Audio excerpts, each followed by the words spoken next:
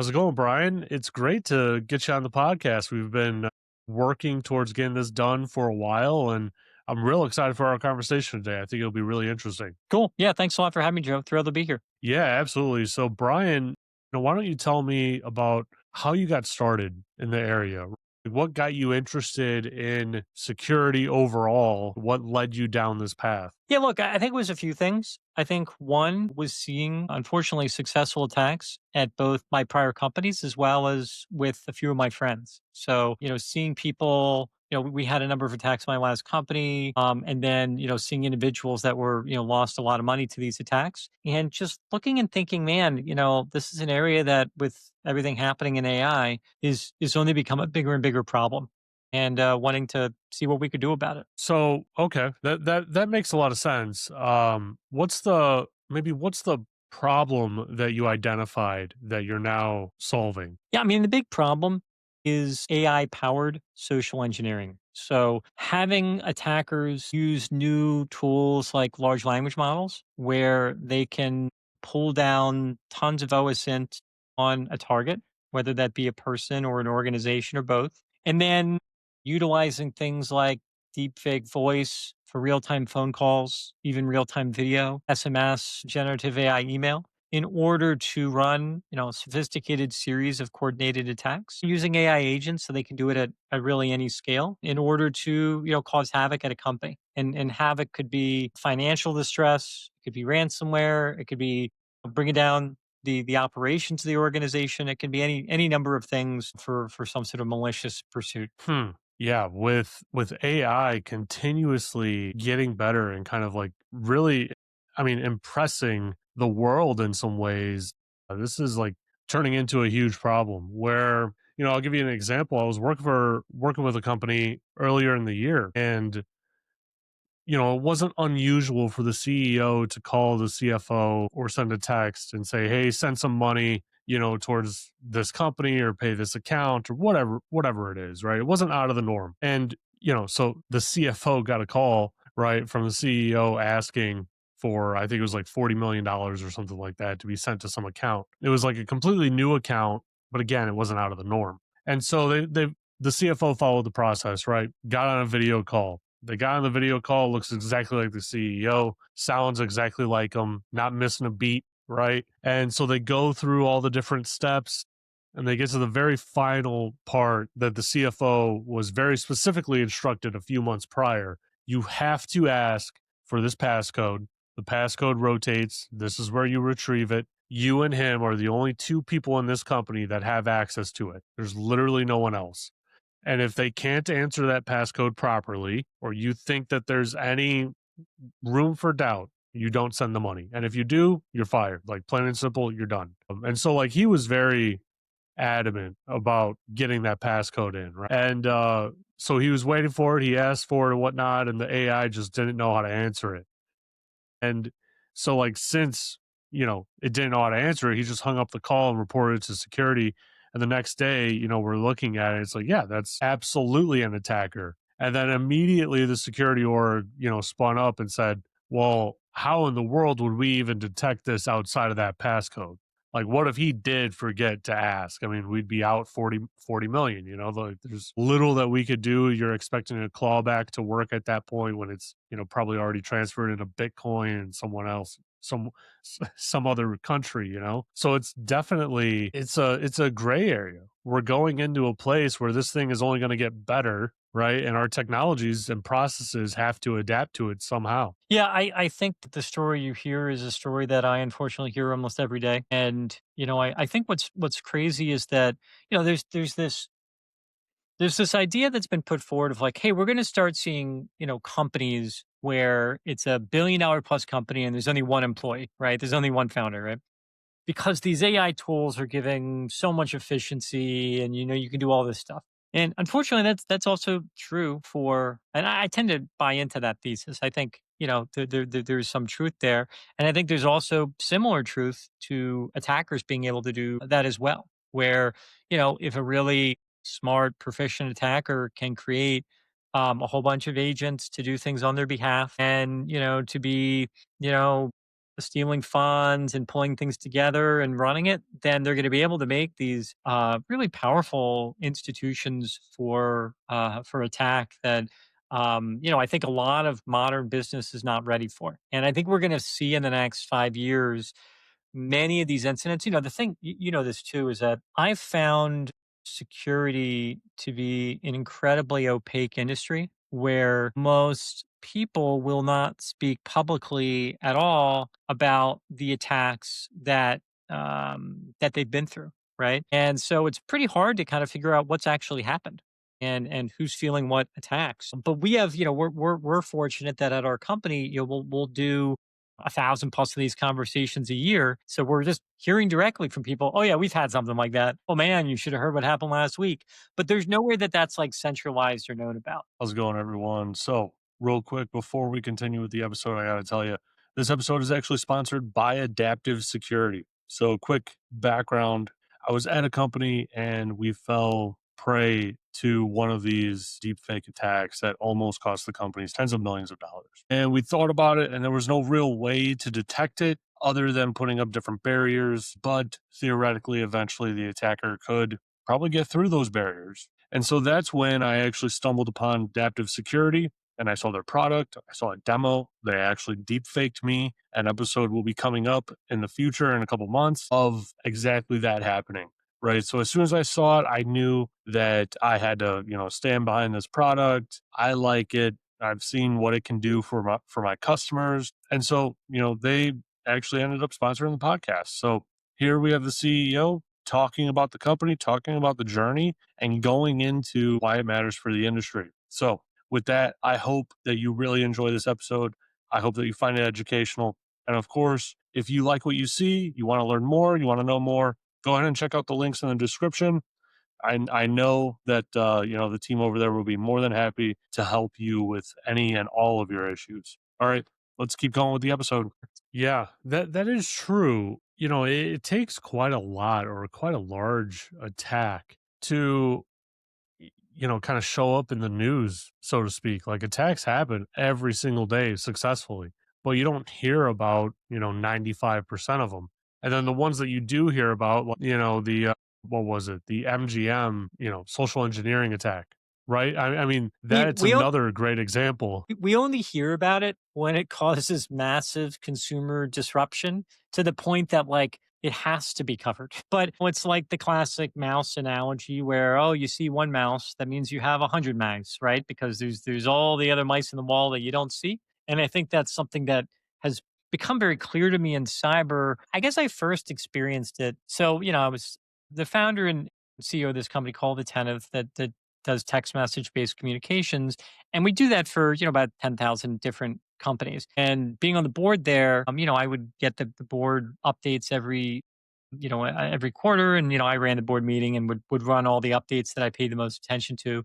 But, the security team would always provide, their update on what happened the last quarter. And I'd always sit there and say, you look at a couple slides from the security team, and there were always numerous like material incidents that the company was handling. And like, it's like 1,000 person tech company, that most people have probably never heard of, right? So this is a company that like almost no one's heard of, and that it's a decent sized company, but if that's the level of issue that we were dealing with, it was just eye opening for me to say, man, we're dealing with all this. There must be so many incidents happening in so many companies that just gets zero coverage. Yeah.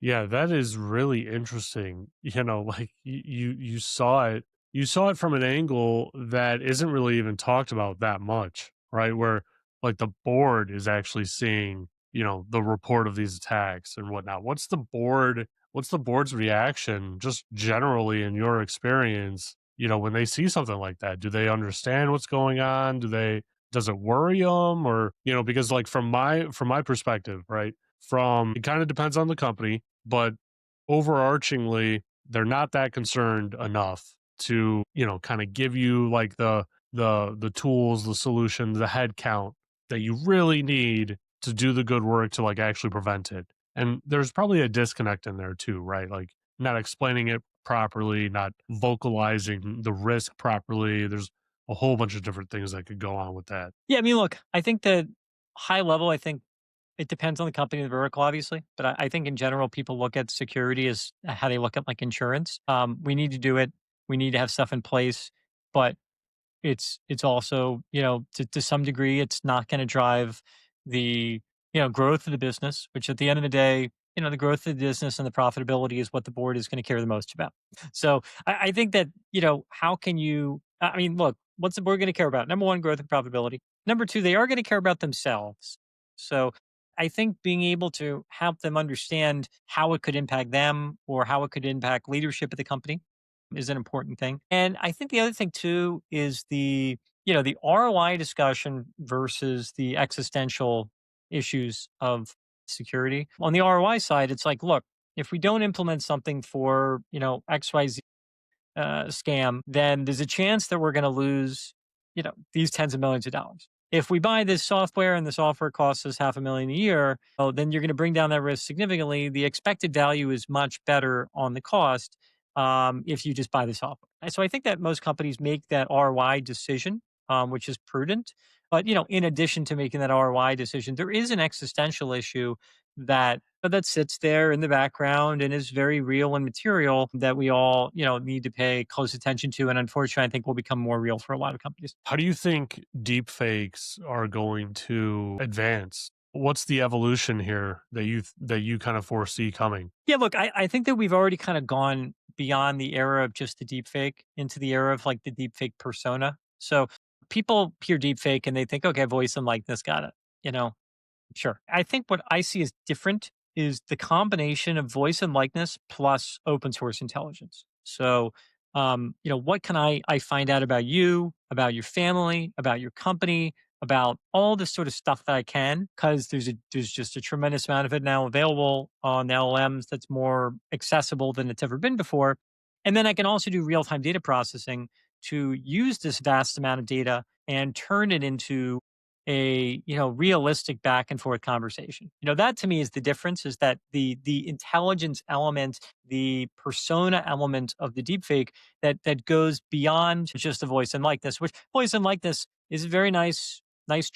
It's a nice thing, and they've gotten much better. We do real time video versions of it now that are getting pretty good. But I think the intelligence behind it, that's really what's going to make these things effective, right? Like, sure, didn't know what that passcode was, but if I could figure out a bunch of stuff about you and make some guesses at what it is, or find some way to dig through and find that somehow, like then that's obviously gonna be the difference. But look, almost no organizations have the passcode system. They should, but they don't. So that's just another example. Right. So how does adaptive security identify, those sorts of attacks? Yeah, look, I think that number one is you need to spread awareness through the organization on what's possible, right? You want to just filter out 95% of the nonsense because, the really, really good, really sophisticated ones, maybe they're going to get through, but we want to catch the 95% that aren't there, right? The 98%, whatever it might be.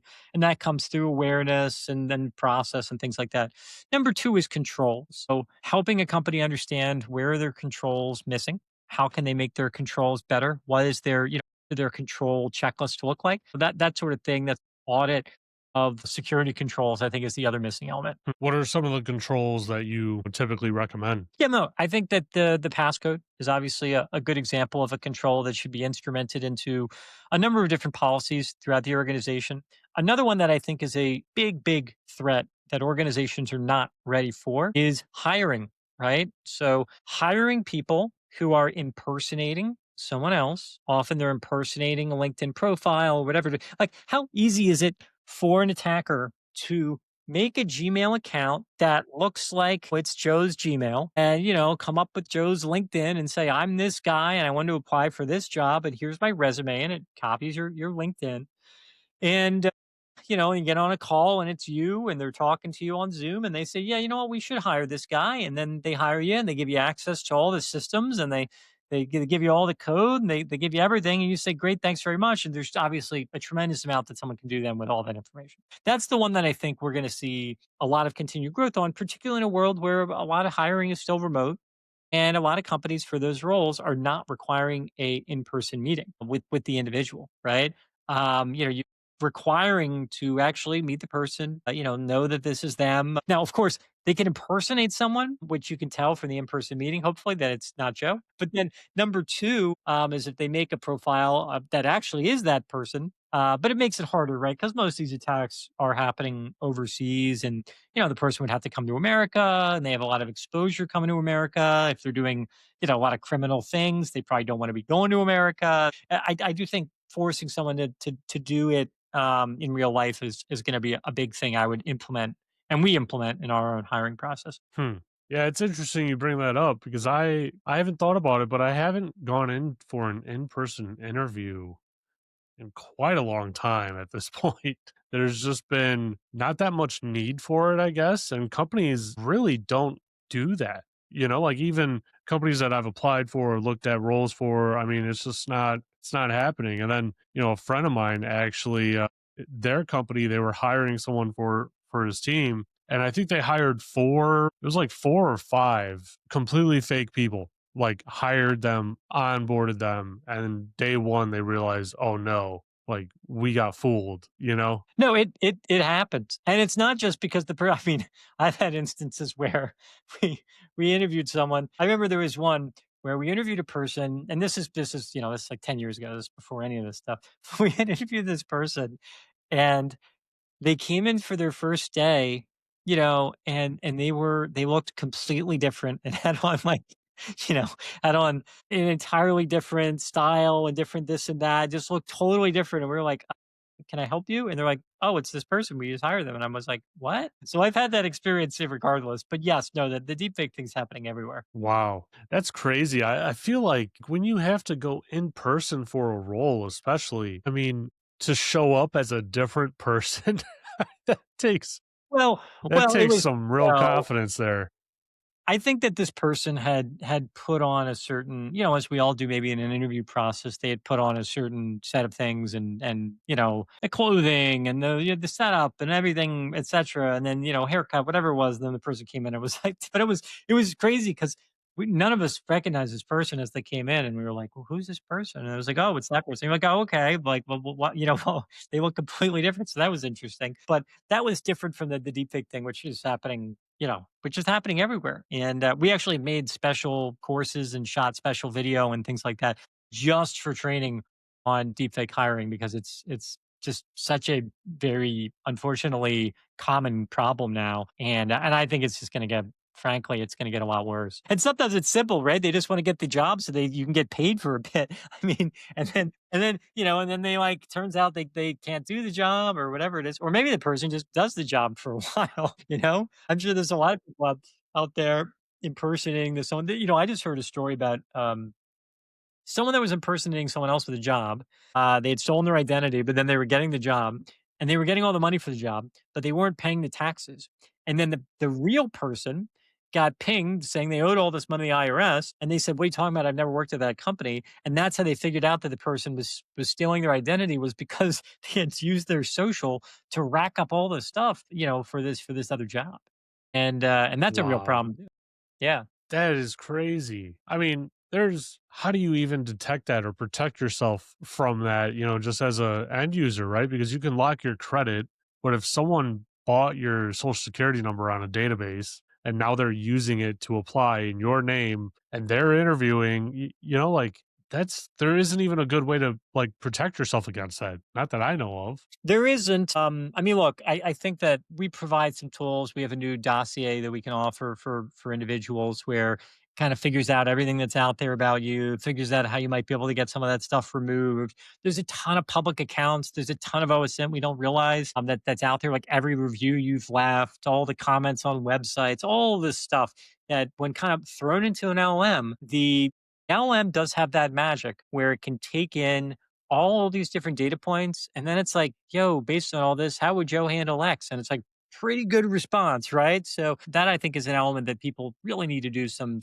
cleanup on is all the crap that we all have out there from, the MySpace account. Well, maybe I'm dating myself, but whatever account you made years ago and need to get that off there. Yeah, no, that makes a lot of sense. So is that kind of like how you guys are operating it on the back end, right? You have like this LLM that you've trained on a whole lot of data from maybe, other deep fakes. Maybe you've even done, your own deep fakes and you trained it on that and whatnot. And then you're building this solution based off of all of that information and providing it. Yeah, so what we do is we'll pull a ton of OSINT on an individual and an organization. And from that, you can see risks like the ability to get, your voicemail from your phone, which is all I need to make a deep fake your voice. You're a public person, so we can make lots of deep fakes of you. But the average person is not gonna have that, right? And we can pair that with just your LinkedIn picture. You get your picture on LinkedIn, boom, you can have an interactive video chat with that person now, which is,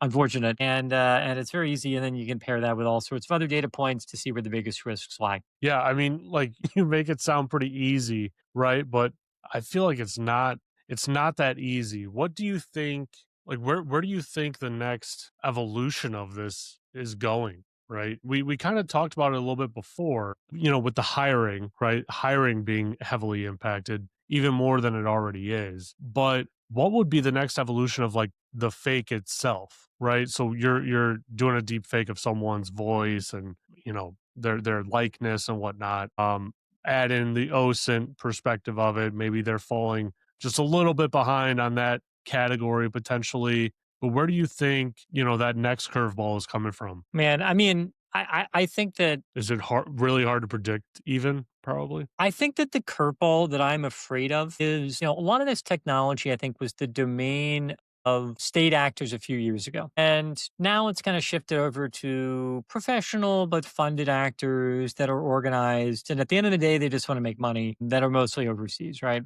But they're businesses. I think the thing I'm scared about is it migrating from the business era to the sort of anarchy slash, as I like to say, like, a 13-year-old killing ants era, where it's like someone who doesn't have a clear financial goal, but instead may just enjoy causing havoc. And that's to me some of the scariest because, this sort of immature 13, 14-year old who's going to do some crazy stuff and whatever is in a lot of ways scarier to me than some international mafia that wants to make $10 million. Like they want to make money to take it home to their families and whatever it is, right? Like, and then they're going to do that, and it's against the law, and it's bad, and it's morally wrong. But that's different than someone who's like, hey, let's just see if I could turn off the electric grid, right? That I think is to me is the scarier thing is kind of that terrorist side of things that this sort of lack of clear morality outcomes that I think also the second thing kind of related to that is like they might just start throwing these AI agents off into the world and then they lose power over them. It's the classic Terminator Skynet angle. But maybe we're beginning to see that, right? Where maybe we're beginning to see these agents that you throw them out into the world and they're self-perpetuating, and we talk about how great they could do all these things, and it is great, right? It's going to, I think, lift up productivity and create a post-scarcity society. But on the other hand, I think can also cause some real havoc. Yeah. Yeah, that's the part that it just doesn't sit well with me. Is like It would it's be like worrying if it did sit well with you, Joe. So yeah, it's good that it doesn't. I have some people on and they're very nonchalant about it. They're very much, oh, that's not going to happen. There's guardrails in place and whatnot. It's like, I spend all day looking at customers' environments that tell me that they are secure, right? Like from the very first phone call, they tell me, hey, we're secure, we're good. There's nothing to worry about in this environment. There's nothing to worry about with the code base. And I look and it's okay, you're using Python from like 10 years ago. Great job. Like that's a huge concern right there. Or oh, this RDS snapshot is publicly available and unencrypted, but you're supposed to be secure, right? So it's all those sorts of things that like worry me about it. But then, the other side of it is, oh, well, we could just, turn off the computer or whatever it is. And then you see a report of OpenAI, putting their chat GPT into a hostile environment. And then from there, it tries to replicate itself because it fears that, you know, they're going to delete the code and whatnot. Right. Like that's a little worrisome in my opinion, and we're putting this insane technology in the hands of everyone that has a debit card with like $10 on it. I mean, like how easy is it for a 10-year-old to go get $10, $20, from their parent right? I mean, like, that's not hard at all to do. But now we're giving everyone the power to do this. Yeah, I know. And look, I'm not on the side of restricting it because I think that will just lead to, the good guys not getting tools and the bad guys can find their ways around it and the US falling behind. So there's not like an easy answer there to restricting it, but we should just be eyes wide open that it's going to be everywhere. Yeah, is there anything out there that's really preparing people, like beyond the enterprise? Because I immediately think of like the vulnerable populations, either really young kids, still in grade school or high school even, and then, the elderly population, right? Because like I could imagine if, someone deep faked me and then called one of my parents, like my parent wouldn't know any different. There'd be no telltale sign of it. Is there any training around it or any sort of technology coming out that'll detect it? I mean, look, I think that there's obviously some smart detection technologies today for things like deepfakes and whatnot, but different sign-in protocols that are deterministic for some, others that are probabilistic and don't have the sign-in function, but obviously some stuff's going to get past the filter, and there's going to be an arms race in the models for the probabilistic guys against the models, and how you're going to get it through. There's always gonna someone says, "Oh, I found something and this is amazing," and then some model tackles a way around it. So, yeah, I think it's gonna be an important filtering mechanism for sure. But I don't think you're gonna have a broadly available deterministic solution with 100% efficacy. Yeah, it makes sense. I mean, it would be difficult because we're kind of in an arms race right now, so to speak, right? I mean, like the adversaries are evolving as quickly, if not quicker, than the defenses, right? Like, deep fakes have been around for a while, but there's been a lot of different, gaps and loopholes and ways around any sort of protection that was made available until, a platform like yours came along and, it's actually able to detect when a deep fake is going on, right? I mean, that's the impressive part, but you gotta think about the time frame in between when your solution came along and when deep fakes were being used. Like, I remember when deep fakes, came out, I think it might have been towards the end of Obama's term, second term, and, they proved that it was viable by having him do, like, a State of the Union address, right? And it was completely fake, and it's like, we're kind of playing a different ball game right now. The genie's out of the bottle on this one. This is not good for that capability to exist necessarily. But, to kind of circle back to what you said, right? The solution probably is not correct to restrict it in some way. Like the bad guys are going to find a way to get their hands on it. Like they already have it. You can't tell me that they don't have that technology in-house on a homegrown system, that is probably secured, probably heavily redundant and whatnot, right? So there's no restricting it. You're only going to be hindering what I can do to protect at that point. That's 100% right. I mean, look, there's over 2 million different models now available on Hugging Face. And, a person can download those models, throw it these days on a high end smartphone is probably good enough to run a lot of stuff, right? So I think you need a computer, which means, it's truly a global available thing now, and do all sorts of stuff. So I think that, and obviously the models are getting so cheap too. It used to be an issue around the level of processing speed you had or access to be able to run the compute to do some of these things, which is why you saw it more in state or organized crime, state actors, organized crime. But now we're quickly crossing lots of points here. I mean, how fast is Gemini now? How fast are some of these tools now? And you're asking for things that used to take a few minutes to render are now rendering in seconds. And I think we all know what that means in the next year. It means that it's all going to be real time, right? So in that world where it's all real time, man, oh man, this stuff's going to get pretty wild. And I also just think the ability to do it at unlimited scale, kind of similar to how email spam worked. We still get tons of email spam, right? They're not doing that for fun. A certain amount of it still works, right? A lot of it works. A lot of it gets through, and we're going to see the same over deepfake, over phone, over SMS, and they're going to keep tweaking it to make it more and more effective. Hmm.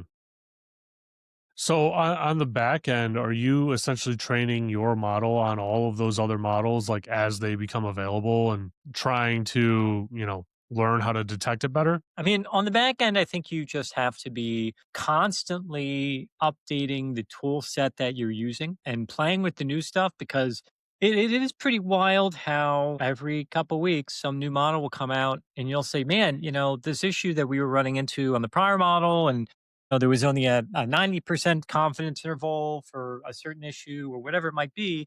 Now, well, that's not even a problem anymore. So I think that's something else that we're trying to always stay on top of with those changes. Right.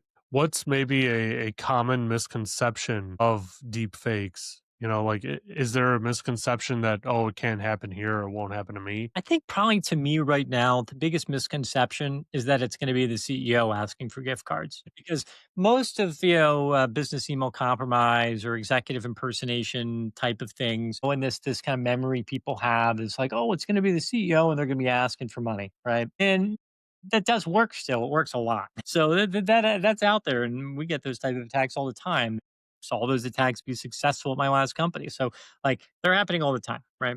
But I think that beyond that, there are a lot of more sophisticated attacks where people are going to impersonate folks in middle management and they're going to find a controller and they're going to find the controller's, picture and phone number and LinkedIn and other stuff. And then they're going to call up someone else in finance and the company. And, and then if they're really sophisticated, they'll do it in steps, right? Well, they're going to get information. Hey, do you know if we updated that wire process? Well, how does it work now? I forget. Like, oh well, I need to get a wire approved. What do I do? Right. And then they like guide the other person, and that's where it ends up going. Hmm. Yeah, that's a good point. Like, it's going to become more a little bit more advanced in terms of being able to handle, off the wall questions and reacting to it, as well as like probing for more OSINT essentially, right? More intelligence until it can make that proper decision and bypass whatever control you have in place. Yeah. I mean, look, I'll just tell you because we do a lot of sales calls, right? And a lot of sales calls involve a lot of discovery and figuring out how companies do things. And we're talking to security professionals.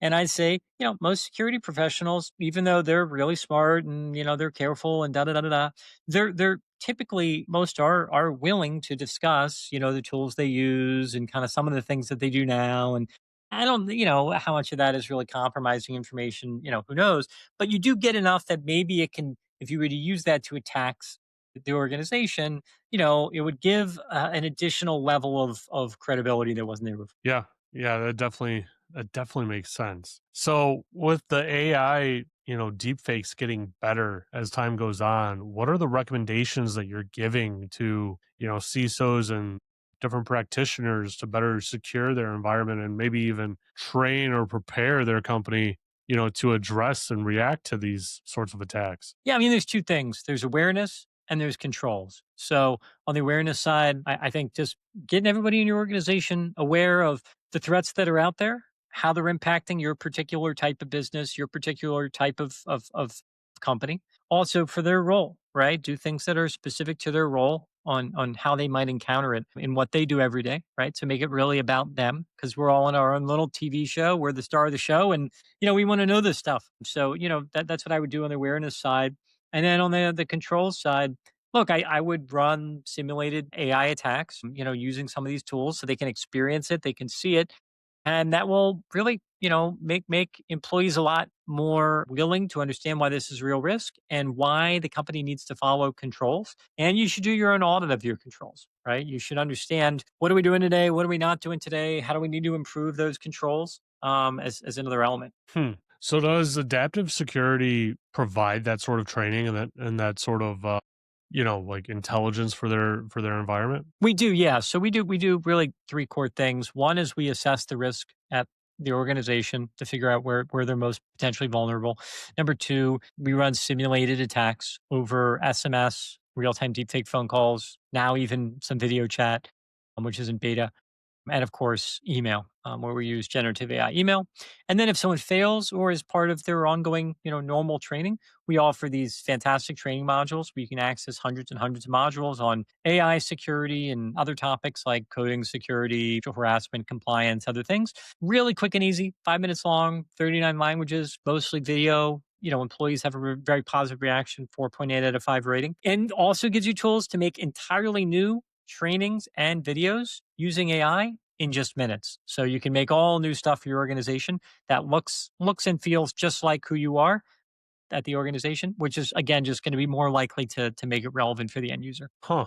Well, that's interesting. That's fascinating because like normally with this sort of, social engineering training, right? Like you have to work with the vendor to make the update to the content and, even editing the content or making new content is very arduous even if you have access to be able to do that sort of thing. Like it's not an easy process. I mean, I remember when I was running, it was years ago at this point at the beginning of my security journey, right? Running the phishing tests and creating the templates and, getting the domains in line, the certs to be validated and, crafting the email and whatnot. I mean, at the end of the day, like, this is essentially just an exchange server. Like I might as well just be doing this myself if I'm putting all this work in, within this tool that we're paying money for, right? So that's interesting. And that's a valuable approach too because for the company, whenever you buy a new tool, you're always thinking about, oh,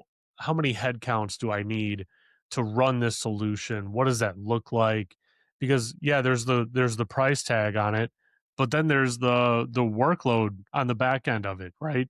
Does it increase workload? Does it take resources away from other projects and whatnot? So that's also something it sounds like you guys thought about when you were building it out. Yeah, I mean, we did, and I think we're lucky that we've been able to build this product set kind of in this new era of software development to take a much more modern and I think sort of personalized, flexible approach to software, where a company can easily make changes to anything they want in the platform, whether that's the trainings or the simulations or the prompts or the images, the videos. Like I think that customization is really king here for where a lot of software is going. And within security, you want that combination of best practice plus customization, and of course, wrapping that up in business that's been tested and proven to work at scale. And today we're working with over 500 different enterprise organizations with some of the best names out there using us, and we've learned from those all the different features and bells and whistles and things that you need